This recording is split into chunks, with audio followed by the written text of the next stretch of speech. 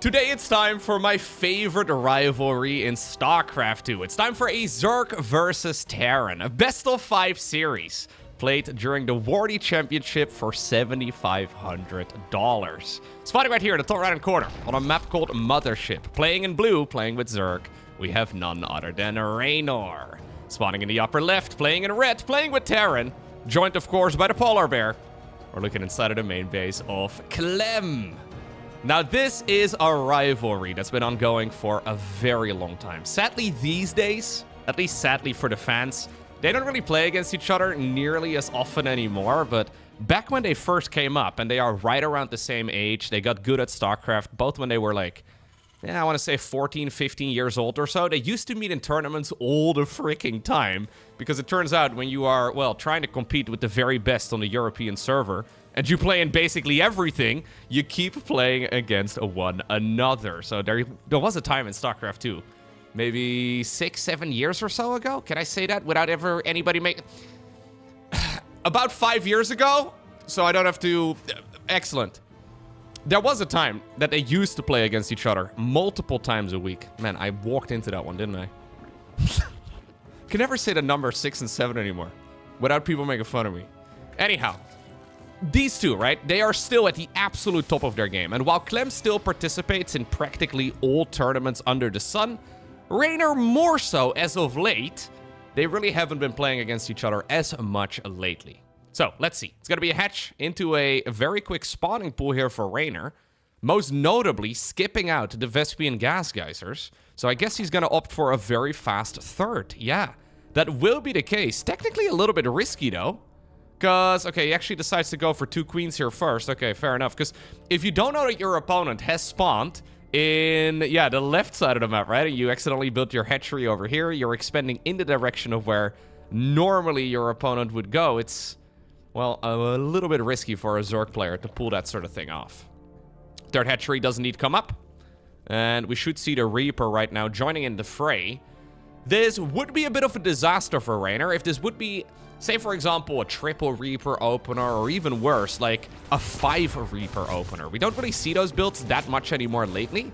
It's not that the strategies have been nerfed or anything along those lines. It's just that the opposition has got better at dealing with it, but it is one of those builds that could really be problematic when you have absolutely no intention to get your Vespian gas mining going. Third command center, though, already coming up here for Clem. He's not going to be able to really compete with this very fast economy if he doesn't. So a single gas build here by Clem. He can certainly add on a starport here eventually, or even a second barracks if that's what he opts to go for. But for now, he's just trying to figure out exactly what he is playing against whilst building up his eco. Now, when is Reynor, okay, going to start mining gas? Apparently about 3 minutes of in-game time is when he finally decides to build the very first extractor. That means no link speed anytime soon, no roach warren, no quick lair, really no possibility for aggression here whatsoever. But of course, all of the things that he is trying to get, well, all of this costs minerals. Roach warrens, minerals only. Overlords, minerals only. The drones, the extractors, the queens, slow zerglings, all of it is just minerals. Reaper goes into the back of the natural expansion. Does get a kill now eventually. That's nice. Second kill in total. 2 drones is not bad. Of course, normally Zergling speed would be done at this point, and the Reaper would have a difficult time going in. Looks like Reynor, though, has decided to, just leave a drone over here to complete the wall off in case the Hellions decide to dive deep. But other than that, I'm guessing we're going to go into maybe like a +1 armor first. Could be +1 missile as well. Could even be +1 melee, although that would be a little bit odd. I'm guessing we really just have this this evolution chamber here for a wall. It's a little preemptive, but he even decided to bring the drones back to safety in the natural expansion because he believes that Clem has got something spicy in mind. Well, a bunch of roaches are coming up now. Banshee follow-up here from Clem. Third command center in the meantime is finished. He can actually already send that down to the low ground if he wants to, but for the time being, it is going to be okay. Like, as long as you don't have full saturation on minerals here on the low ground, and obviously inside of the main base too, as long as you are still saturating this, you don't really have to rush getting your third command center in position. May as well just leave it onto the safety of the high ground. Lair right now is going to be the real first gas spending, other than, of course, on those roaches. And This is actually not really that great of a map, I don't think, for such a quick roach opener, because there are maps where there's only like 2 entrances into your bases. And while I guess this is far from the worst, Mothership does still have a lot of surface area to cover. I guess if you have your queens over here on the right and then maybe the roaches on the left, it kind of works out reasonably well. But I would have expected this more on a, well, more macro-focused map, I suppose. A map that is a little bit easier to expand on early on. Okay, Lair's going to finish still at a reasonable time.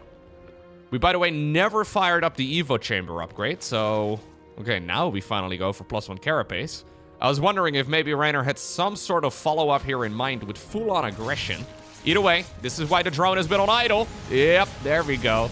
Although he's targeting it down with the Banshee. This is why that drone was there for such a long time. Reynor taking a page out of the Protoss playbook. This is what Protoss players do in PvP all the time. Probably my least casted matchup, but... Protoss versus Protoss, normally there's like an adept, well, shade buy, right? That the Protoss players will attempt, and they will leave a probe on idle to complete the wall off and prevent the adepts from coming in. Okay. Very fast infestation pit, actually. So this has been a pretty late lair, very late gas, very late tech here in general. But we may still end up with like a 6.5, maybe 640 or so hive start, which is really quick. Considering we have +1 armor here for Reynor as the first research, I wonder if this is the strangest way to get to like an Ultralisk rush. Now, rushing Ultralisk is always a questionable choice, but really this is Reynor saying, okay, you can do whatever you like, but I will just defend whatever you're going to throw at me, and I will try to overwhelm you in the late game. This does not look like a Zerg player who really has any intention on being aggressive before Hive Tech. And there we go. Indeed, it does fire up now. Bunch of Medivacs start flying around. I've got to say, so far the defense here from Reynor has been really solid. He did lose 8 drones. Those Banshees are annoying, but look at the worker count. We're at 85. 85 drones, 7 minutes in. Hive underway. We have a ton of creep. As long as he doesn't lose to, like, whatever attack Clem has got cooking up right now, I think he's going to be fine. And judging by the fact that Clem just built a second factory out front, I'm expecting, there we go, a 4th command center. So this is not going to be an all-in here from Clem either. This is going to be a very nice macro focus as well by the Terran. So, a big macro game to start off the series between 2 StarCraft 2 legends. You'll love to see it. Reynor, of course, has been referring to Clem as the kid for many years now. I never realized it, but apparently Clem is actually older than Reynor. Not by much, for what it's worth, but calling him the kid is interesting. Drilling claws right now coming up. Finally, by the way, combat shields very late. Extra barracks inside of the main base. 2-2 gets fired up. So eventually Clem is going to arrive at a very stock standard mid-game here. A very macro-focused mid-game. But already Vipers are on the horizon here. So did we really just build this up just to go Vipers? Is that really what we're doing here? Because he's not really getting any value out of it. Other than the Vipers, nothing really is coming up. Okay, now we go Adrenal Glands as well instead of the spawning pool. But no Ultralisks. It is just going to be, I guess, Roach, Ravager, Ling, Bane, or mostly just Roach, Ling, Bane for now. And I'm assuming that when the Roaches die, they're not going to be replaced with more Roaches, but more Lings instead. Nice little push here by Clem, trying his best to stay up with whatever Zerg is going for. Planetary Fortress in the middle, always nice, but there's already a 5th hatchery coming up. And even though this one is quite far away on Mothership, it's actually something that's within reach, as long as your creep is okay. It is manageable. There's the Ultra Cavern, though, so not really an Ultra Rush necessarily, but very fast Adrenal Glands and very, very fast Vipers. Multi-point aggression now, though, by Clem, who's starting to get rid of some of the creep here in the upper lane. Ling Bane, careful. These are Speed Banes now. Widowmine there dealing more friendly fire than it dealt damage to the Zerg. Nice movement here by Clem, or by Reynor, rather. Clem is forced to run away. Looks like the fight on the bottom right-hand side of the map is also not particularly successful. And so far, I gotta say, Reynor is playing some stellar StarCraft. He's by no means in a game-winning spot, But this is the type of style that normally Clem is extremely good against. I guess the problem here for Clem, right, is that usually against this type of Zerg opener, this type of Zerg build order, is that he overpowers it. Just with the sheer amount of APM that he's got. Look at the APM right here in the top left-hand corner. Reynor is probably the only player in the world that is consistently faster, or at least equally fast, as Clem. You can't really overpower this nearly as easily. Cloak Banshee's still going to town, though, and now we have a real attack lined up here by Clem. Here we go. Stimpack has been activated. Widowmines are going to burrow in the front. Banelings are coming up right now. He needs to be careful. Fighting on creep is always scary. Nice micro, though, by Clem. Stutter stepping away from the perimeter of the creep.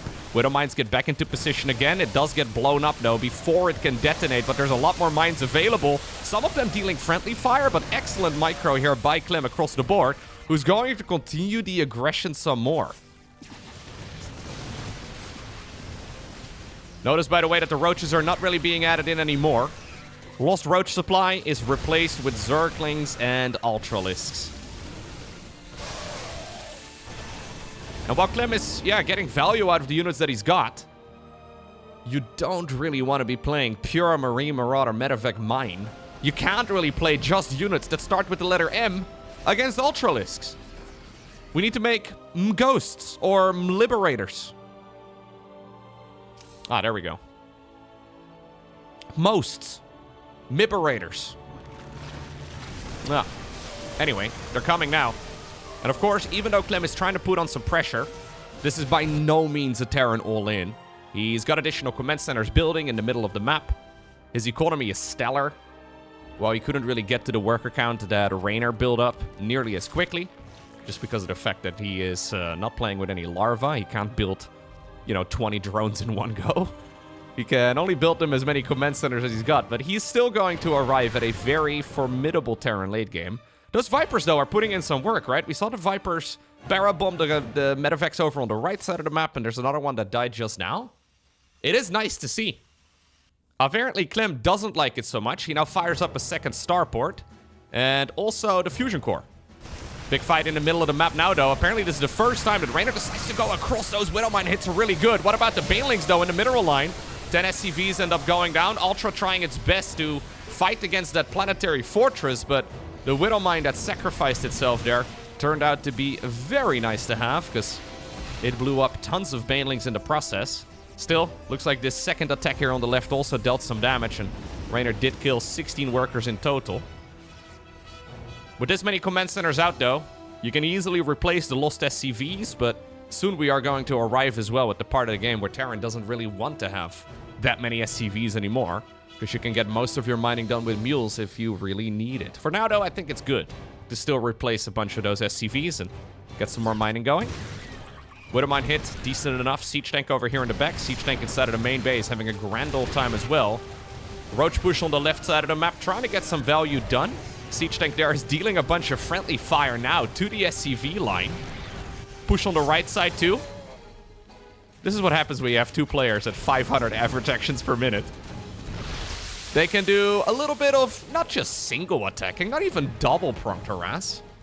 Now we start up the triple drops. Action all over the map. I kind of agree here with Reynor. I think it's time to get rid of the roaches. You don't really want to necessarily just lose them, but they are, and this kind of sucks if you're a roach, but they are kind of wasted supply. Much like the SCV numbers being too large in the late game for Terran, you don't really want to have 90 SCVs. For Zerg, you also don't really want to sit on 20 army supply worth of roaches anymore. I'm sorry, roaches. You guys were literally the first tech that we saw here from the Zerg, and you kept the Zerg economy safe. But there was a time for you to go. Yeah. Banelings rolling through the middle of the map yet again. This is ambitious from Reynor. Ultras, though, are indeed working away at the planetary fortress, and while Terran is busy running around, the planetary does die. Command Center is immediately going to replace the planetary, though, that has been lost, and I think we continue mining for another day. Reynor, by the way, taking this forward base over here. Not yet taking the one in the middle. That's apparently what Clem is also wondering about. When are you going to take that? Zergling run by, runs on over towards the natural expansion. Clem, though, lifts the supply depot in time, decides to do the insta-repair from the supply drops. Rarely used as a defensive tool, but hey, it worked out this time. Corruptors added into the mix right now for Reynor as well. It's going to be nice, I guess, to chip away at some of those medevacs and some of the Liberators that are now also inbound. Numbers of Liberators have been reasonably low thus far, but this is a beautiful game of TVZ, right? I like to think that this is exactly what the lore of StarCraft 2 tries to tell us what a war between Terran and Zerg would look like. This constant back and forth. Although I think in reality, humans would not do very well. No. I've got a feeling that if StarCraft was rooted in reality, humans would just get utterly destroyed. Not just by Zerg, but especially by Protoss. They would just Death Star every world, man. Anyhow. In this particular game, the humans are doing quite fine, but it needs to be careful. Liberators added into the mix, indeed, putting in a lot of work. Opening up the door again for those Ultras. Ultras get torn apart by not just the Ghosts, but also the Libs, but they can run through the circles. And the Corruptors in the back put in a ton of work as well to get rid of those. It's a lot of losses, but if we look at the resources lost for both players, hopefully this command center is not going to be added into the mix. If we indeed do see a little repair here, okay, it will indeed be fine. And for the time being, at least, Clem has done a really good job trading very cost effectively. Problem for him is that Reynor's economy, if we look at the graph, yeah, his economy has been off the charts for a long time. So you can see some peaks and valleys. That's mostly when Terran drops a round of mules. It makes the economy okay, and sometimes even a slight advantage for Clem. But it's not necessarily the most sustainable thing in the world.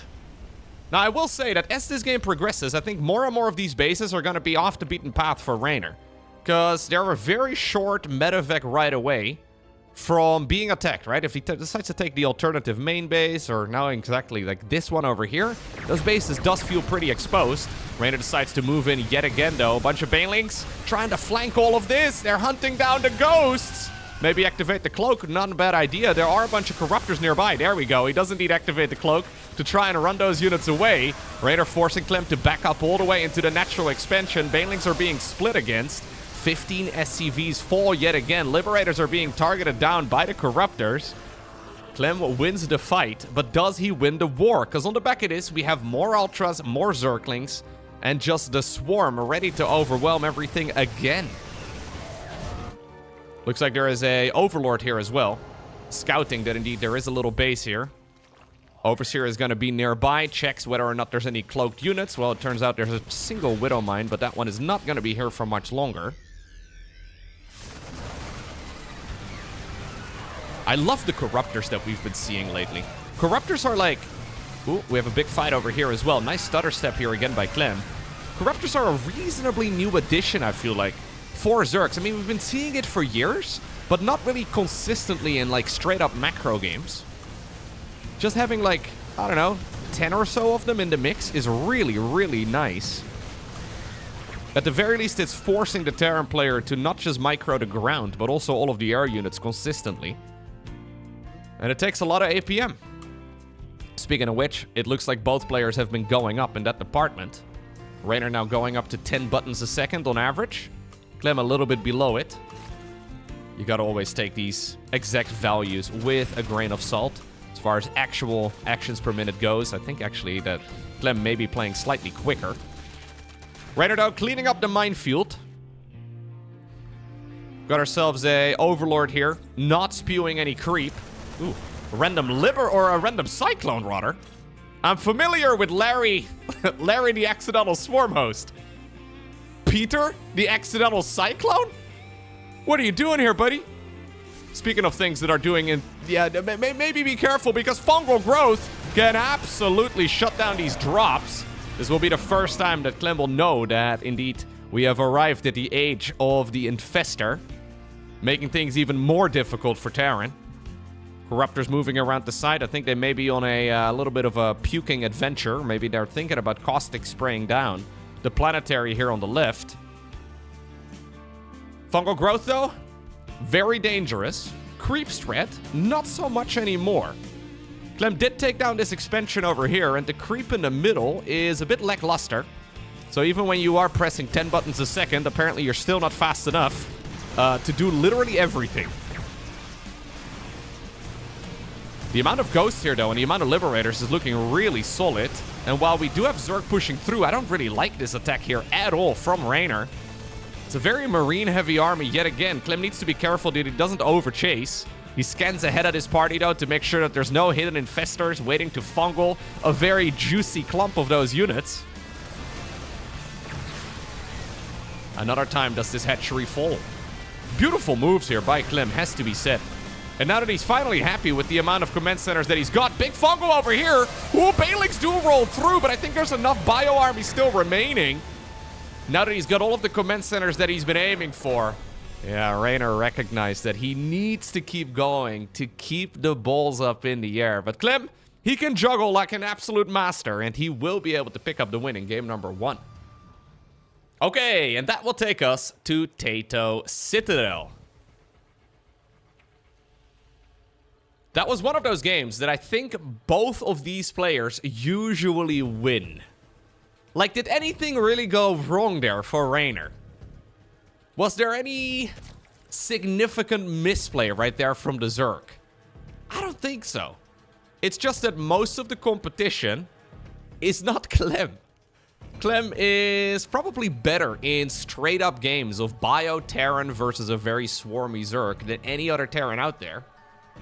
Maybe Maru, but I honestly believe that Clem has got more of like an overview of the game. A better overview of the game and a better pacing in the matchup than Maru usually tends to get. It's just all so sharp. And what's funny is that I think both of these players usually win just with the sheer amount of multitasking that they are capable of. I've said this many times, but if you're ever at a StarCraft 2 tournament, like an offline event, if you can watch them play in person, it really is kind of mesmerizing. Like, I've seen a lot of players play over the years, but both Reynor and Clem are just so freaking fast. Actually, if you've never seen any pro gamer play in person, your mind's gonna be blown anyways, because they're all ridiculously quick. But it's just like an extra level above. It's not just fast, but it's... I guess it's also very calculated and remarkably calm. I have tried playing fast in the past. Like when I first started playing StarCraft, I noticed that all the pro gamers have really high APM. So I did the typical young StarCraft player thing, and I started playing with as fast an APM as I possibly could, with loads of missed actions and obviously loads of suboptimal plays. But I also noticed after a while that I was basically playing in a very stressed out state the entire way through. And that's not what's happening at the pro level. You're like, yes, these guys are fast. Yes, the APM is oftentimes wasted. Like at this point, there's very little reason to have 400 actions per minute. But they are still calm, right? And if you can be both calm and fast at the same time, that's really the state that you want to be in. Now, obviously, the question is always, why are they spamming in the early game? Like, what's the purpose? It's mostly just to keep tempo up. It's also just a learned habit. I think it's it's like a trained thing too, right? Where when the fingers start moving around on the keyboard, that's when the brain needs to get serious, right? I think it's a combination of a lot of things. Some players will say that it helps them keep their hands warm. If you suddenly have to spike to 400 APM at minute 20 and you've been playing at 150 the entire way through, it might be difficult to make that jump if your hands are feeling it. So there's many little reasons as to why. Some of it is also definitely just StarCraft culture, I suppose, where players are just, well, they see other players play fast, so they try to copy it. Anyhow, it's yet again a very fast triple hatchery opener here for Reynor, but this time he got himself a metabolic boost nice and early on, and it's going to create a lot more stability here in the early game. There are really no slow StarCraft pro gamers, by the way. So, even though Reynor and Clem may be standing out a little bit as far as APM goes, most of the top tier pro gamers out there, all of the top 10 at the very least, are like 400 plus average APM players. I think there are a few, like, for example, we've been seeing SOS compete again at the highest level lately. Now, I think he's mostly getting invited to some events. Sometimes he really does put in a performance. I know that his APM is a little bit lower. And there are some players out there that do have lower APM. You can definitely be... Like, that's, by the way, not an excuse. I've sometimes seen people that are like, yo, I can't possibly be good at StarCraft because my APM can never be as fast as the pro gamers. You can definitely reach something like Grandmaster League with like 200 APM. You really don't need more than that. If you think 200 APM is unrealistic, you can definitely hit Master League with less than 100. It just depends on what your definition of good is, I suppose. Yeah, if you want to be a pro gamer, having less than 400 average actions per minute is going to make it tough, but I mean, we're also talking about the 0.1% of the 0.1% of the 0.1%. You know what I mean? Like, it's... Like, yeah, if you want to be a fast marathon runner, you have to be able to run fast. I mean, this is just kind of the nature of the trade. Anyways, it's going to be a triple command center opener here for Clem. Very reminiscent of the previous game. We've got Hellions and Banshees. Got ourselves the Banshee, though, kind of idling here in the middle. And thus far, the dancing has been a little bit better for Reynor than it was in the previous game. Now, this, for example, Tato Citadel is a map where I think, so we do have the Cloak Banshee arriving a little sooner than Reynor expected it. I think he may have actually built a Sport Crawler in the main and in the third, but not at the natural yet. Yeah, Clem actually jumping into the net gets 5 kills, not bad. But this is a map where you have a little bit less space for the Terran to be aggressive, right? So if you look at the map layout that we were just on Mothership, for example, on this map, you really only have one entrance over here and then one entrance over there. Like, yeah, when the rocks get knocked down and maybe if, like, the game goes on, then there are a lot more entrances into your mineral lines, but this is a map where I feel like that sort of roach opener we just saw is just easier to play. Anyhow, very different approach from Reynor this time around because he's already building up the Spire inside of the main of the Zerg. So, Lair is done nice and quickly. No Evo chambers, but we did make a Baneling nest. I wonder if he's going to start up Baneling speed before he goes into Mutas. Judging by the fact... Okay, yeah, we will start it up. Judging by the fact he hadn't yet, I thought he was going to save it up. Not the case, though. We go for Centrifugal Hooks. About 6 minutes in-game time. Double Evolution Chamber. I think he's going to go for those upgrades, after the initial batch of Mutas. There we go. 7 flippy flappies coming right up. What do we have in the meantime on the other side of the map? Well, second factory building inside of the main already. It's a pretty quick factory, by the way. Widow Mines are coming up. I think Clem, he may not be exactly aware of what he's playing against, but obviously he knows Reynor. And he's picked up on something here that at the very least is making this a potential transition. Second factory feels a little quick to me. Maybe we're just going to go for a 4th command center here in a moment. But either way, he'll be prepared at least as long as he's got the Widow Mines in the right position. There go the Mutas, by the way. They're heading towards the natural expansion right now of Clem, and it is wide open. Baneling speed is nearly finished. That's going to make the defense here way more manageable, although if you can roll the Banes in, that's nice. If you can walk them in, that's also totally fine. Here go the Mutalisks. At this point, it's time for some panicked multitasking here for Clem, who's still finding his army on creep, and he pays the price. Still, the Mutas are being defended reasonably well. But it is problematic. Oh! The Widow Mine interception! Oh, Reynor knows! He knows it's there, but he decides to play with fire. He's kind of stuck, though. Maybe he can escape through the natural? Ugh. I really love how Clem was feigning that he wasn't able to jump into the mineral line. And then decided to just burrow the Widow Mines over here instead. Like this is a very typical chess move, is right? Okay, no, I can't possibly be defending against your Mutas. Whilst already having cut off the retreat path. Okay. Combat Shields is gonna finish. Clem taking a page out of Bjorn's book. Goes for the Carapace upgrade for the bio first. The armor upgrade first. Now starts up the infantry attacks as well. And we will be adding on some missile turrets for safety. Cloak Banshees in the meantime. Alright. We'll take on the 5th hatch. But there's a backup 5th hatch down in the bottom left.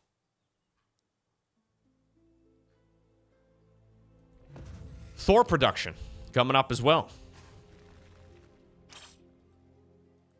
Pneumatized Carapace. That's Overlord speed. Also building up right now for Reynor. Who is, by the way, adding on more Mutalisks. I'm not exactly sure what the backup plan is going to be after this. He decides to cancel this hatchery yet again. Will we go into an infestation pit right now and go Hive? Yeah. I think it makes the most sense. Thank you for making me look smart. Appreciate that, Reynor. Thank you, man. Thank you very much. Hatchery in the far bottom left also gets denied. There is barracks 6, 7, and 8. Oh, God. I did it again. Dude, this is a problem. I have been saying the number 6 and 7 in every StarCraft cast for years. And never has this been an issue until recently. Oh, well. You don't realize how often you say those numbers as a StarCraft commentator until you start paying attention to it, man. Here go the mutas yet again. Reynor needs to be very careful. I love the line of sight blocking here. Clem putting a pesky little Widow Mine outside of the vision range of Reynor. But Reynor already expecting it and going to be able to at least navigate this reasonably well. What about this group of mutas, though? Is it going to get intercepted? Not really. Yeah, Clem stims a few of them, but he's not going to be able to get in time. Okay. So, 2-2 is nearly done for Clem. One of these days, the numbers 2 are going to be funny as well. Haha, Loko said 2-2. Haha. All right. That was just as a future gag for Gen Alpha, okay? Haha, funny. All right, Banelings are ready to roll in. But this is going to be a gigantic amount of Terran. Look at the limbo line on the minimap. In the meantime, though, we have a run-by onto the planetary fortress. I don't know if there's enough Zerg to really get the job done. I think the mass repair is going to be able to keep this alive. Yep. But it has successfully pulled the Terran army back home. So even though the units died, it may just have been okay here for Reynor. Bit expensive.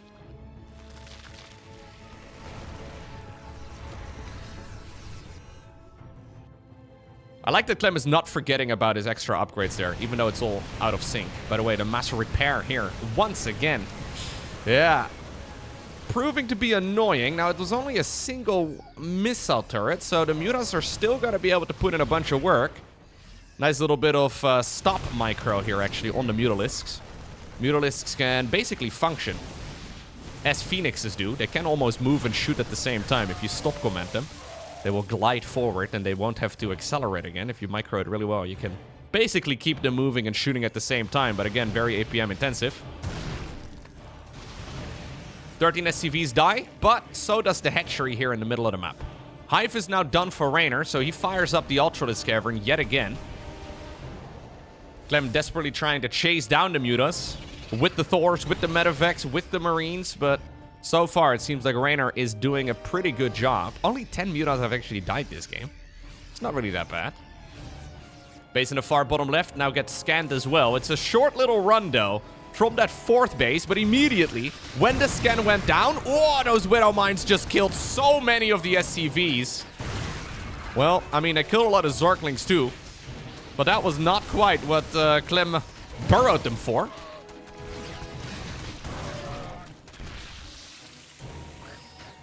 Hatchery is going to be rebuilt. Looks like another drop up north ended up killing a hatchery. Misplaced one, as Reynor is desperately trying to get it up and running again. Command Center ends up dying on the other side of the map. And suddenly, both of them have decided to put their foot down, step on the gas, and keep going. Do you think they have driver's licenses? Do you think they're allowed to, Maybe.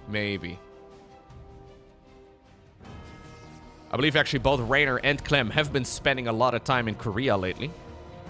And from what I understand, I've never actually been to Seoul, but apparently owning a car in Seoul is entirely useless. Yeah, apparently not really what you need. Anyways, little push will continue. Now the mutas, though, are going to be followed up. It's been a long time. Oh, Banelings! Oh, what do we do with Reynor? No way! Oh, I think he's trying this as a retreat. He's actually purposefully not. There's burrowed banes! Finally, he decides to unburrow them. He wanted all the value. He didn't... No, I don't think he forgot. He just looked at it and he decided, nah, I can defend this with what I've got as it is. I will just wait and get all the juicy hits. Wasn't really that juicy in the end. And Clem does still kill the hatchery in the end, too.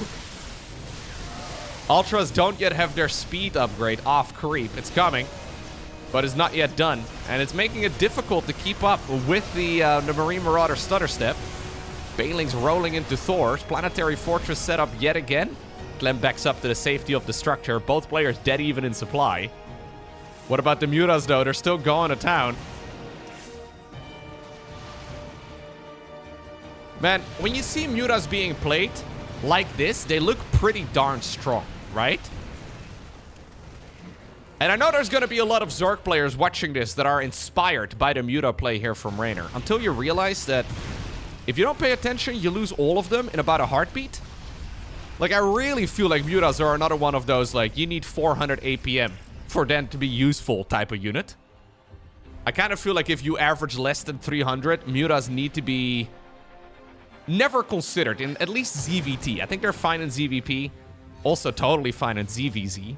But in Zerg versus Terran, it really feels like a cream of the crop only type of unit, you know? Only if you're like a top 10 player should they really be considered. Fungal. That's pretty sweet. And it's taken a lot of tricks. Burrowed Banelings, burrowed Infestors, Mass Ultralisks, Mutas coming in, Zerglings surrounds. Finally, Reynor does control this piece of terrain again. But the hatchery, well, it's been killed a long time ago. New command center, though, growing a little planetary fortress hat on top of itself in the middle of the map. Another hatchery, by the way, did get sniped up north once more. Reynor rebuilding the one over here in the middle. Loads of damage being done here. Yeah, 5 hatcheries have died in this game in total. Not too bad. Looks like we had a couple of... Wait, what? Was that burrowed banes in the mineral line? Oh, no, it was just 3 Zerglings over here. Sorry, I backed up like 10-15 seconds. Just a random group of 3 Zerglings. Somehow, some way, barely out of the fog of war. There are... Ah, it's the Widow Mines. Man, I feel like the Widow Mines have been dealing more friendly fire this game than they have done damage to the Zerg. Speaking of Widow Mines, though, the one over here in the bottom left did just scout that there's a new hatchery here. Command center upgrade complete. Immediately, a little hit squad of bio has been sent over. Clem is almost trying to soft contain the Zerg. It's a bit of a weird thing to do, but it has been effective thus far. I really like how Clem still is navigating this game. It kind of feels like he has been the punching bag for most of this match. But he's also been dealing so much damage across the map. And if you look at Reynor's income right now, it's really not that good. Like, his army is powerful, but I'm not really in love with it. Still, though, we are 1 fungal growth away from this being a disaster for the Terran, and that may just be what we are cooking up right about right now. Loads of Ultraling Bane available, loads of Infestors available. Scan does go down ahead. We have a little Muta flyby yet again down south, and this is gonna kill a mineral line really quickly. I'm a little afraid of missing the fungal out front here, because I feel like it is coming up. Ay, ay, ay. Ooh, he does miss the one over here. In the meantime, the Mutas, though, are still dealing so much damage, and Clem may actually be running himself to his grave here with this particular push. He seems to be very focused on trying to get it done, but he keeps going back and forth, and he's not really achieving much. He's inviting the Zerg player into the literal minefield that he has created, but so far, Reynor is not accepting the invitation. The Mutas are putting in so much damage. Well, apparently he did run in. Ugh. It's fine, though, I think, for Reynor. I don't think he can really be too upset about it. These Mutas are putting in so much work. He flies away yet again right when all of the bio units come back home. And I think they may just be joining in for the defense in a moment. Are we ever going to unburrow this Infestor and try to get the fungal? I think he may have forgotten, actually, that it was even there. Muta's going back around yet again. There are little pockets. There are little pockets of Widowmine set up over here. Clem is just going to try and fly them over in this direction. Somehow, some way, Reynor looks back at the perfect moment yet again. Maybe we can do a little bit of first-person view. This is what Reynor was looking at whilst playing the match. You can see some of the APM, especially displayed in the far bottom right-hand corner of your screen. Those are all of the selections. Notice, by the way, how apparently on the control group of the Mutas, the Spire has been controlled into the hotkey as well. So I guess he can check whether or not there's any upgrades that are still about to finish. It's very frantic, right? Like, there's a lot of movement all over. Obviously, this is right after the fight. Let's go to Clem's first-person view. It's actually kind of fun how in the early game, usually everything is camera location control groups. So there will be very little scrolling. But as the game carries on, the matches become a lot more frantic and the movement around the map gets, well, a lot more confusing, I suppose. Both players just trying to make the best of it. I'll take control of the camera again, just in case somebody here is getting nauseous. Bungle. Okay. Pickup was just barely in time. Not a lot of anti-air available nearby. The Mutas come flipping on over, but... oh, it's a long ways off. Overseer trailing behind, trying its best. Somehow, some way, Clem actually did get all these bases up and running yet again. He's been losing loads of SCVs. How many did he lose so far? 67. Yeah, no, he did. He did, okay? I can't help it. Ah, thank God. Haha, 69. Ha ha ha. That's millennials right there, making fun of the number 67 when we've been making fun of the number 69 for about 2 decades. But 69 is actually funny, okay? Haha. Ah. And 420. And 1,337. And 9,001. And 42 as well. Haha. 67 though, not so much. This has been millennials turned into boomers. I'm sorry, man. If the number 67 really bothers you, I think this may be one of the signs of getting old. It does bother me a little bit, though. So how do you do, fellow old people? Okay. Well, we've got ourselves a really nice macro game once more. Respect to the players here, by the way, for keeping their heads in the game, because I am clearly losing it. And these are 2 back-to-back long macro matches that are extremely difficult to play. There is so much movement all over the map. Clem tries to shut down another hatchery, but this time around he's not got enough units. Both players, by the way, still maxed out. And obviously Clem with only 33 SCVs now in total. Well, he's going to be able to put in a quite nice attack over here, but he's going to have a massive army. Hatchery over here does end up falling. Army size. Clem has been ahead by about 20 supply for the majority of the game, it looks like. Another infestor there does bite... it does bite the dust. There you go. I know words. I know several of them. Yeah, and at this point, I kind of feel like we are waiting for Reynor to hit like a really good fungal growth. Or potentially lose the main fight. Now, obviously he's going to have resources to rebuild an army with. But my main concern here for the Zerg is the amount of gas. Look at the current army value for Reynor. It is 4,000 Vespian gas deep. And he's only got 350 or so. Obviously, though, Clem is very marine heavy. Marines are good, but this is far from like your ultimate late-game Terran army. Fungal! Oh, really good Fungal to start off the fight. Well, that is your 20 supply advantage gone as far as the army goes. Loads of banelings are starting to break through as well. There's still more infestors on the run. He's trying to see if he can get a good fungal growth off right over there. Widowmine that was protecting the command center itself does end up lifting in time, but... Planetary in the middle, not so lucky. Pesky little Zergling burrows underneath as well. Look at his little eyeballs. You see his little eyeballs? And that was a great attack for Reynor. Saber, apparently. He was not ready to watch Clem get absolutely decimated. Yeah, about the worst fight I think that Clem could have taken. And it's the problem that, yeah, you may be maxed. Yeah, you may have a lot of supply, but you have Marine Marauder Medevac for the most part. This is far from the Mass Liberator. And then very far as well from, well, for example, Ghost and all the rest of it. So Reynor ends up evening up the score in the series with a phenomenal game playing with the Zerg. Okay, next up, we find ourselves on the map Tourmaline. Two beautiful macro games back to back. The first one going in favor of Clem. The second, of course, going in favor of Reynor. So now that the tone has been set, what have we learned from the first two matches? Have we spotted any particular weakness in either player's playstyle? Is there anything really that was insane or, yeah, obviously bad? I don't think so. No, it just seemed to me that both of these guys... What are we doing? Oh, okay, we're just hiding. Okay, he wants to go for the forward base. Thought for a second he was going to build a hatchery right in the middle of nowhere. That doesn't make any sense. No, he's just trying to get the forward hatchery down. We've been seeing this quite a bit, actually. Scarlet recently did the same thing as well, building the forward hatch, rather than the one right over here, or even the one off to the left. Both of those are better choices, I think.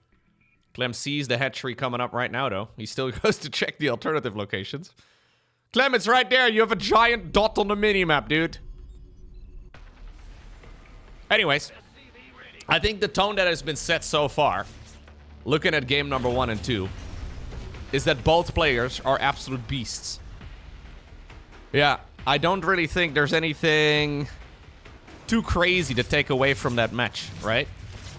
Sometimes we see that a player is having an off day. Does not seem to be the case at all. Sometimes we see that the players are maybe a little bit tired, maybe a little bit, yeah, messy as far as their execution goes. Not really the case here whatsoever. Now, we have a quick Roach Warren out front. Ooh, and an even quicker lair on the back of this. Kind of reminiscent of what we saw in the first game, but executed differently. Maybe that is what Reynor is trying to, yeah, sell to his opponent right now, too. This lair is what's setting me off. Everything else is quite normal. Double evolution chamber out front. This is a full wall off. We do have a few of those Hellions now in the main base, though. Another evo chamber to try and block all of this off, and this could turn into a quick little disaster here on the side of the Zerg. When you skip out on... Oh, no. Yeah, this is, I guess, the vulnerability of skipping out on Zergling speed. There's a reason we usually see it. Okay, and just like that, we find ourselves on the map Winter Madness already. A match point here for Clem. Well, I guess that shows you the fragility of life. Or maybe of Zerg. Whatever you need to know. Whatever is important. When you go for an opener, right, that cuts about 17 corners, aka you go for the forward hatchery, you skip out on Zergling speed, you try to make a wall off, but there's already Hellions inside of your base. Yeah, it gets messy, and if you make a mistake, you get overwhelmed very rapidly. The early games in StarCraft 2, and this is for Terran, Protoss, and Zerg, they are very tight, in the sense that if you make a mistake, you usually lose the game. Especially at the professional level, they will try to squeeze as much juice out of whatever they're going for. Most of the time for Zerg, it means drones, right? Usually, that is what Zergs are trying to maximize. They're trying to make as many little worker units as possible. If you make a slip-up in any way whatsoever, you can just get overwhelmed. Now, obviously, the way that you solve that problem is by not making slip-ups. Just don't make mistakes. Just, yeah, don't make any errors. I think that actually shows us, though, that the pro gamers do make mistakes from time to time, even in the earlier stages of the match.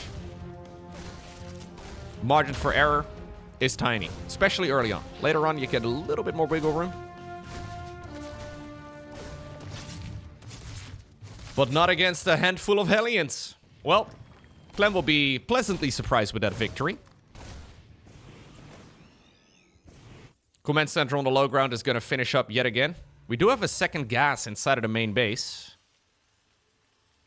What exactly is the follow-up plan going to be, Clem? So yeah, we go into the good old starport now. So a faster starport than we've been seeing thus far.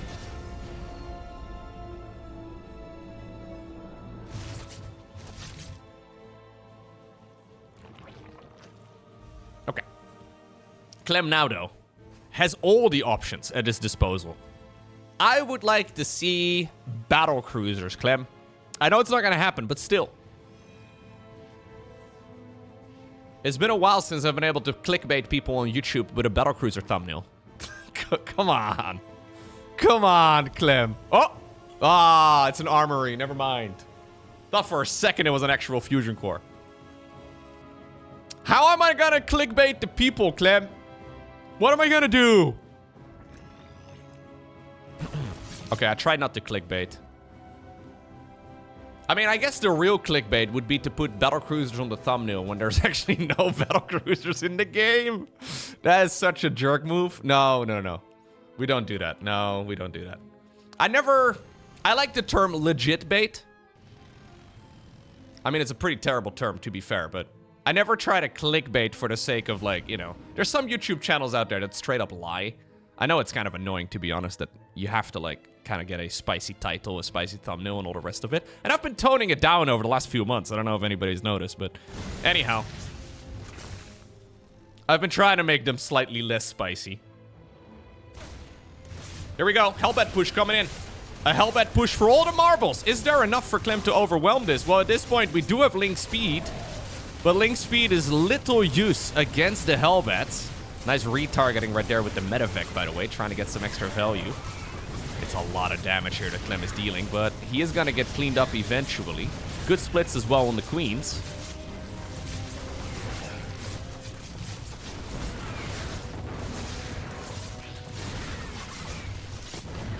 Okay. Yeah, and it's a cleanup. It's a cleanup here in the end. Liberator is going to join in. I really don't like the rally point of this Liberator.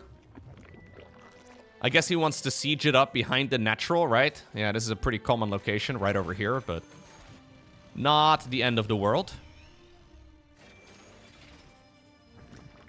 Lair starts up right now for Reynor, who did defend that, by the way, remarkably well. Considering he didn't know that it was coming. Yeah, he lost a bunch of lings and a bunch of queens and all the rest of it, but I think that's about the best case scenario here.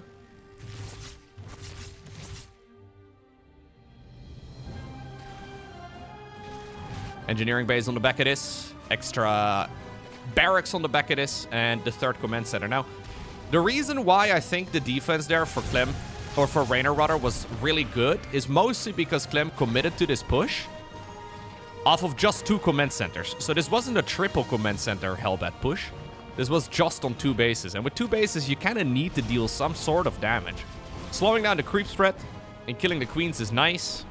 All of this follow-up aggression is actually way better. This Liberator has somehow been more successful than all the Hellbats, the medevac, and then the Marines combined. Okay. Back to the macro board we go. Although we do have another Liberator. Trying to be a nuisance. Now the Queens, though, are getting back in action. A couple of Hellions over at the third. Chipping away at whatever they can. The Queens are transfusing one another. It looks like one of them will still die. Another drone falls, but Liberators are pricey. And this is going to force Clem into a much more defensive posture. Jeez. The one Liberator there. 27 HP. Getting a couple Zergling kills, baby. Not too shabby. Infestation Pit immediately for Reynor, who's looking like he's ready to fire up like a 7-minute hive, despite all of that aggression. Kinda love it. There it is. Medevac drop ready to move across again, but Clem is now sending out a medevac drop, leaving his bases effectively undefended. Especially against somebody who's known for Zergling run-bys. It's a bit spicy, it's a little dangerous.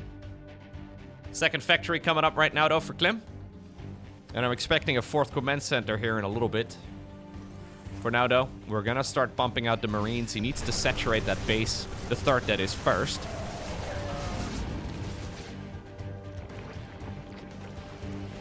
But yeah, to get back to thumbnails and titles and all the rest of it on YouTube. I have uploaded more than 5,000 videos to my main channel at this point. I recently looked at it. There's more than 5,000 videos.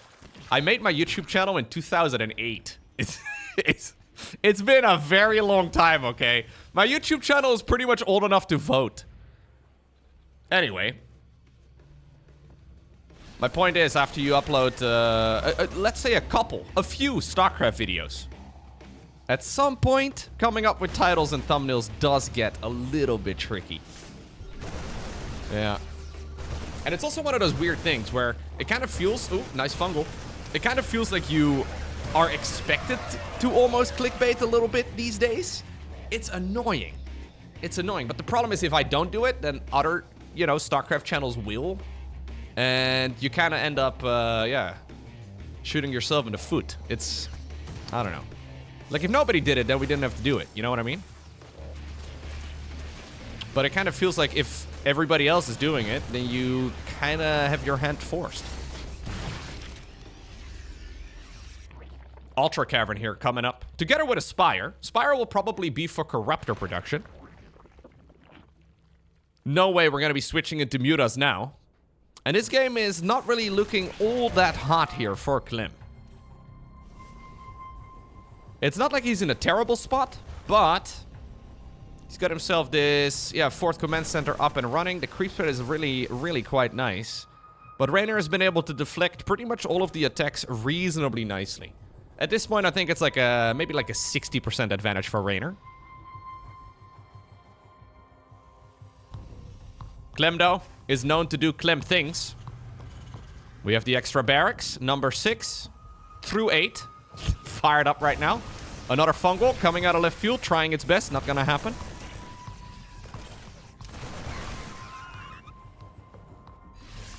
Zerglings, though. Ooh, suddenly appear out of nowhere. That moment when you glance at the minimap and everything is blinking red on the side of the Terran. Loads of SCVs die, but yeah, nothing all too... Okay, this is bad.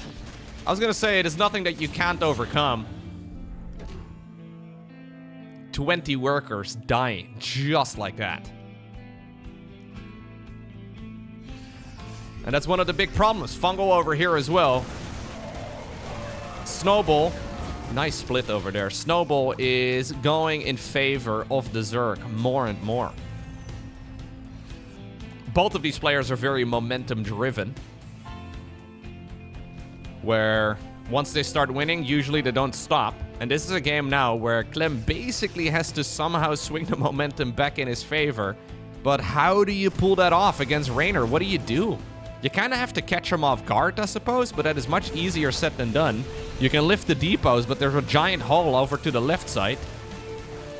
Zerglings, oh, get into the main base yet again. And while, again, the cleanup is pretty good, all of this can be avoided. Zergling push as well on the right, joined by Ultras and Infestors.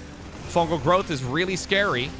By the way, we only now have Baneling speed coming in, which is really quite curious. Reynor really not focusing on Banelings whatsoever, but again, going straight. Okay. Oh, fungal growth onto the SCVs. That's another 24 dying. Going straight Ultra Infestor here, skipping out on Banes entirely. I think those 24 SCVs are going to put the nail in the coffin. Yeah. I think Clem... I mean, he's not dead yet. But this is a Terran on life support. It's not good. His army is still decent. But no 3-3. No workers. An army that is better, but not, you know, amazing. So... at this point, I think this is indeed the momentum swinging even more in favor of Reynor. We are one fungal growth away, I think, from a tap out. Ooh, even that Widowmine didn't get lucky. Zergling run by yet again. I think we should probably make the supply depot here, Mr. Clem, but I think Clem has been so busy trying to put out all the fires. He's going for a crazy push, and he does kill a hatchery because of it. Not too shabby. But what about the Zerglings at home? All of the Widowmines, for some reason, unburrowed. Clem leaves without a GG. That game was clearly very frustrating for Clem. But I don't know if it really warranted a rage quit. Maybe he typed GG, but accidentally forgot to hit enter. Now, Clem has done a couple of Hulk smashes in the past, where he loses a match. Actually, I've seen him Hulk smash a couple of times, where he types GG, leaves the game, and then hits the keyboard. Yeah, it's nice. It's nice when players are a bit emotional, you know? I try to be... When I play StarCraft, I try to be basically a robot. You don't want to have any emotions whatsoever. But on the flip side, I really like it when players get kind of angry or kind of, you know, sad or whatever. It's very memorable at the very least. Yeah. Many players kind of do approach the game like they are robotic. And it's probably the best way to do it. But still. It's nice to see players show a little bit of emotion from time to time.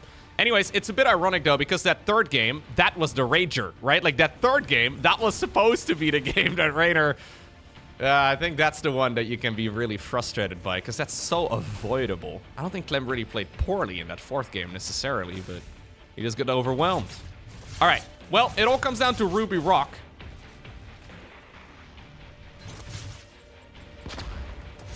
I've seen, so Serral is kind of known to be robotic, but I have seen many photos over the years, as we do see the Hellions coming in, of Serral with his, you know, teary-eyed and looking like he's ready for a good cry. But I guess he doesn't really get to that state until he's already won the tournament. Yeah, it's nice. Where you know you get that $500,000 paycheck. Yeah, I would get a little teary-eyed too. Not too shabby. Now, these Hellions are really annoying here, though, for Reynor. Clem needs to be careful that he doesn't let the frustration of the previous game carry into this one. Because this is...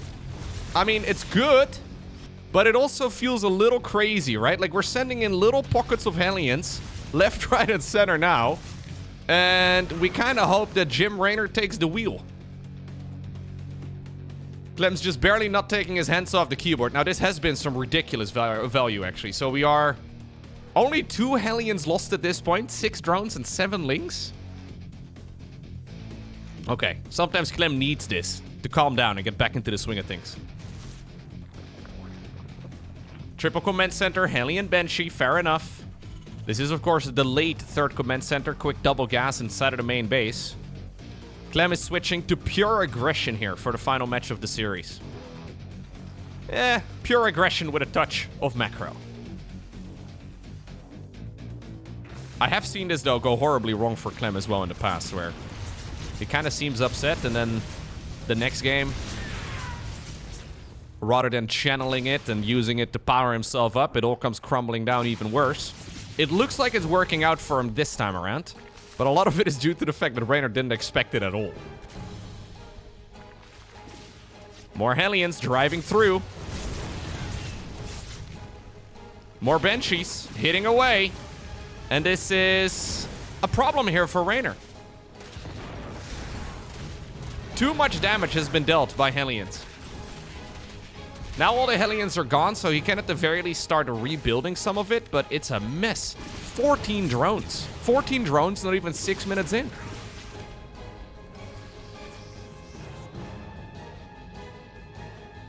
The pendulum has swung, right? We saw heavy momentum in favor of Reynor in the previous game. Now Clem is, well, trying his absolute best to play a more comfortable game, number 5. I think it's important here that he doesn't get carried away with the Hellion aggression and also go full YOLO with the Marines on creep. But I think he can be very happy with the result this time around. Okay.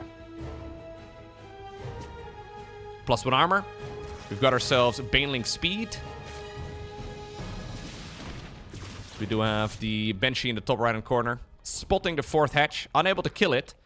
But on Ruby Rock, the distance from this base to the one north of it is very far. There's a lot of easy attack ways as well into this expansion. So I don't really like this as much as a 4th. Now Reynor is getting a backup 4th as well. You could even call it a 5th. I know.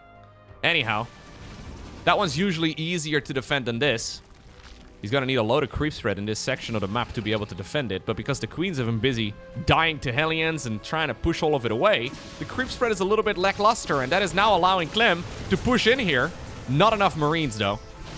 No, the Marine count here is not big enough. All of the Hellions, of course, are dead. Second factory out front, so we'll probably see a fourth command center yet again in just a moment. Armory in the back, so you can go straight into 2-2.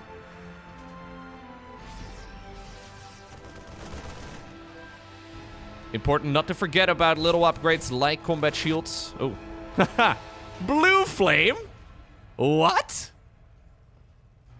No, that's supposed to be drilling claws, no? Okay, yeah, okay, he canceled blue flame and goes drilling claws instead. First he started up the cyclone lock-on, then he decided the blue flame upgrade, and now he goes drilling claws. I don't want to read into this too much, but I do believe we can see some of the frustration here in Clem's decision-making. Few burrowed banelings in the choke point there. Sadly for Reynor, not quite in the perfect spot. Zergling run by! Zergling run by! Hell of a Zergling run by here. Perfect wraparound on basically everything that he can get. And now the SCV line is in trouble yet again. Siege tank in the third is working away at the, well, SCVs themselves. Looks like the drop down here is going to work out, but keep in mind this was the backup fourth. Some of the fourth, or some of the Zerglings do run away. Base in the top right is still up and running. Banelings yet again, not in the right spot. It's one of those situations where if you move them up north, then suddenly the bio units move down south. You can never win there. There's like a 1% chance in XCOM. 1% chance misses 50% of the time.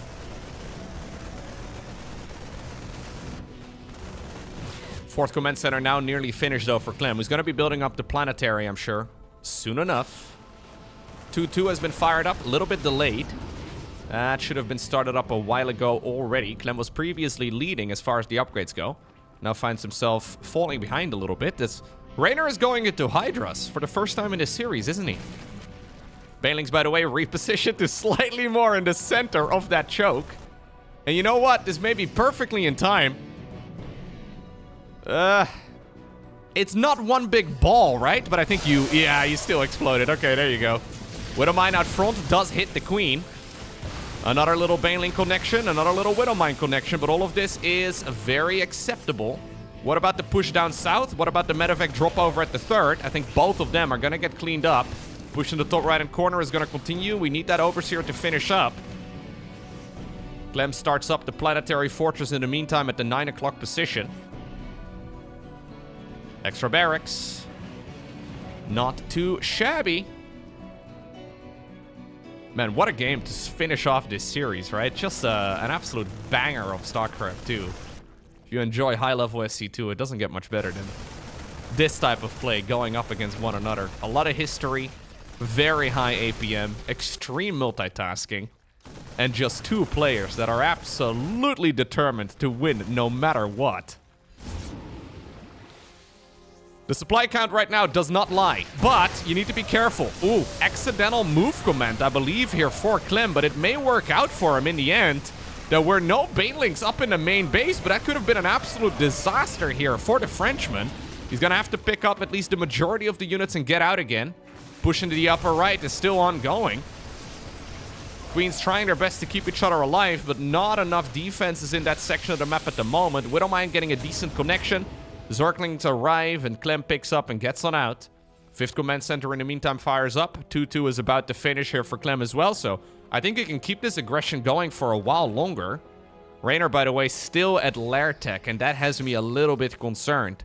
Clem is preparing for a proper late-game Terran army, whereas he now sees, hey, wait a second, Zerg is still at Lair. If he's still at Lair, then 3-3 is going to be better than ever before. He starts up a Ghost Academy just in case, but I don't even really think he needs it at this point in time. Oh my god, this is still a phenomenal attack, though. He already has the Liberators out as well. Ghost Transition is ready to go. We have the Widowmines getting some decent hits in. Fight on creep is always sketchy, so he backs up again to the safety of the choke point, the Widowmines and the Liberators. Ooh, we do need to see at least a little bit of movement. Marauders in the front. Okay, all of the Banelings have been taken care of. In the meantime, there's a secondary drop. happening simultaneously inside of the main base, and it looks like the fight in the upper right has been won by the Terran. Clem now starts to stack up an insane amount of resources, though. If you look at his bank, too much. He decides to go into a third engineering bay for God knows what reason. Another command center right over here, too. But I think he is smelling blood in the water. He wants this series, and he wants it right now. A celebratory third... what is it called? Engineering bay. I forgot the name there for a second. Celebratory third engineering bay. Always nice to get. I think it probably was meant to be a command center. Either way, banger of a match. You could feel the frustration from Clem here at the very end, but luckily for him, he managed to channel it into something successful. Because I think every StarCraft player out there has lost a frustrating game of StarCraft 2 and then immediately rage-queued another ladder game. Never works for me. Never works for me. But Clem managed to get it together. GG.